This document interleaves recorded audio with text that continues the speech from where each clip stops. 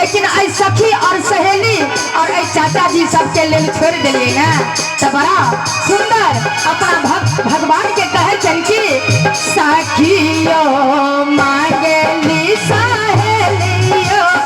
मांगेली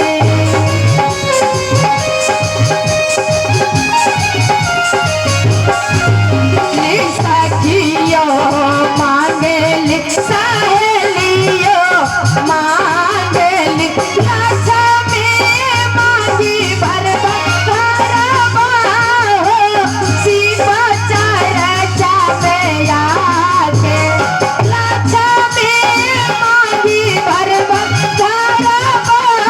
हो शिव चर्चा में आके तने गुरजे देवी